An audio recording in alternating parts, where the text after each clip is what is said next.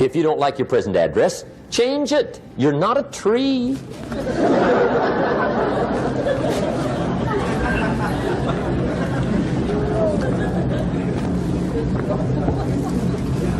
Now, let me give you 3 steps to personal development. Let's get down to the nitty-gritty. What does it take to really make the changes starting tomorrow? It takes more than philosophical pronouncement. I know that. It also takes more than enthusiasm. I know we're hearing a lot about enthusiasm these days, but see, that just won't do the job. We're still hearing the old cliches of the 30s, right? To be enthusiastic, you must act enthusiastic. But see, that's not going to help.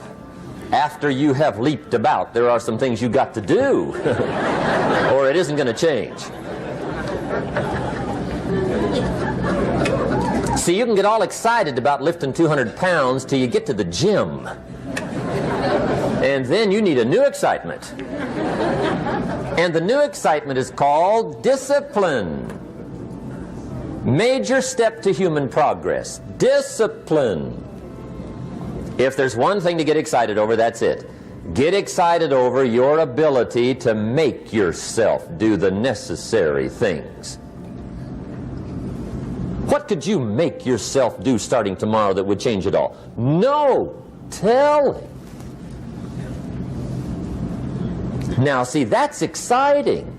On any given day, you can massively change the direction of your life. Murder is a clear example that any one person on any given day can forever alter the course of their life. It just happens to be a negative act. But just as sure as you can commit a negative act, you can also commit a positive act and forever alter your life. Whenever you wish. Now that's exciting. And whatever that act might be that changes your life. The guy finally takes a shotgun to his car and blows out every window, destroys every tire, puts 100 rounds in this shabby old thing. And he says, I have driven this embarrassing thing for the last time. And not only will I never drive it again, nobody else will ever drive it again. And he lets that shuddering thing stand there for a while as a monument to the day he said, today my life changes. Now who can do that? Anybody. When can you do it? Whatever day you pick.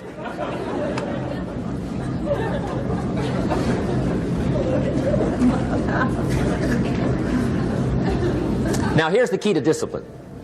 Start with the little disciplines, get excited over the little disciplines, and get right on those, because those will lead to the big ones. You can't handle the big challenges in life unless you take on the little ones. Make a list of all the things you can do, get right on those, discipline yourself for those, both for the results and for the muscle and for the practice, so that when life hands you some big challenges, you'll be ready, you'll have the muscle. But see, if you don't handle the small ones, you can't take care of the big ones. Okay, here's what else it takes for life change. Self-motivation. Key phrase, self-motivation. I don't know why we call it self-motivation. It's really the only kind there is. You've got to motivate yourself. Because I found out you can't change people. They can change themselves, but you can't change them. Lord knows some I've tried. But see, it won't work. People have to change themselves. I learned some of those lessons early. I built a little sales organization way back in those early days. I'm 25. And I had some nice people. I said, I'm going to make these people successful if it kills me. I almost died. Right? I mean, you can't do that.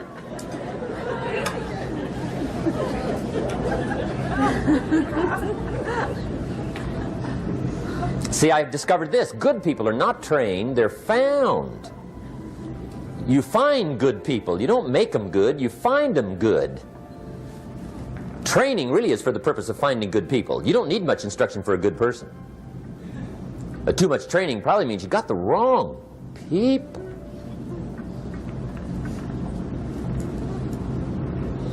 So you got to find the right people. That's the key to getting a good job done. One of the major things we learn in management, lesson 1, don't send your ducks to Eagle School.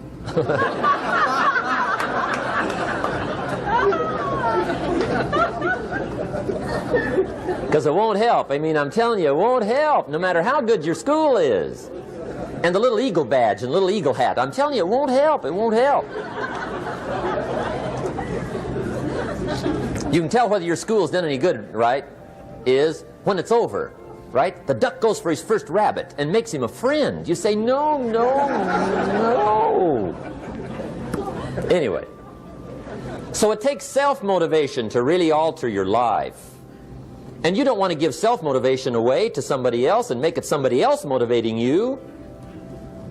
The guy says, boy, if somebody just come by and turn me on. What if they don't show up? Right? See, you got to have a better plan for your life. Okay. Now, if you're excited and you're ready to change, let me give you 3 steps to start life change that can change your life, your personality, your lifestyle, everything can change. Here's the steps. Number 1, find out how things work. The first key to doing better is find out. To change your life, really, you need ideas. There isn't anything an idea can't change. And Schoaf taught me the major problem is lack of an idea, not a problem. At first I didn't have any money. I said to Mr. Schoaf, I don't have any money. He said, that's not a problem. Now see, up until then I always thought it was. Right? I was confused. He said, no, no, the problem is lack of an idea on how to create money and wealth. It isn't lack of money, it's lack of ideas. So if you get the ideas, see, you can change anything. Now to get ideas, you need a constant study of finding out. Now, Schoaf also said, when you find out something that works, put the information in your journal. Don't use your head for a filing cabinet. Put it in your journal so that you can do the next best thing. Repetition, repetition, repetition. Go over it. And if you repeat it, go over it, sure enough, someday, some mysterious day, the idea takes root, starts to grow, and shows up in your bank account, and your dress, and your personality, and your lifestyle. But capture the ideas in your journal. Find out how things work. Schoaf gave me this word for my life change. He said, study. Great word. If you wish to be successful, study success. If you wish to be happy, study happiness. If you wish to be wealthy, study wealth. Don't leave it to chance. Make it a study.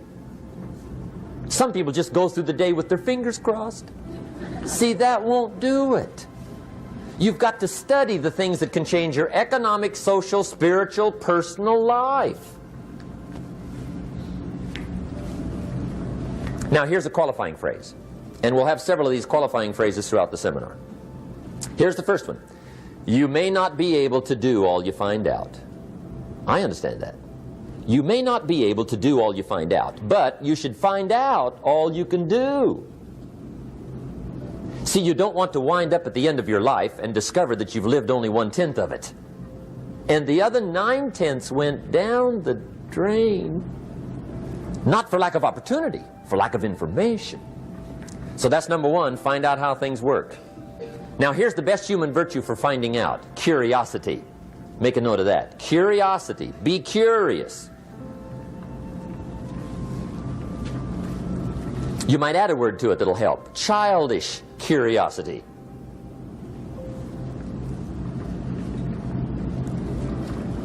What will kids do if they want to know something bad enough? Bug you. That's the phrase.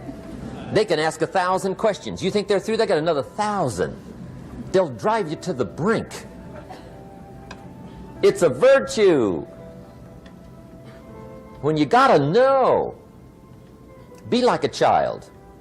In fact, Jesus, the master teacher, said, unless you can become like little children, you might as well forget it. You don't have a prayer. Excellent advice. You got to be like children. 4 ways, in my opinion, to be like a child.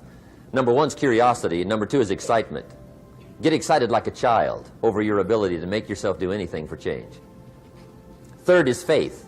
Have faith like a child. Adults are too skeptical. And 4th is trust. Trust is a childish virtue, but the rewards are incredible.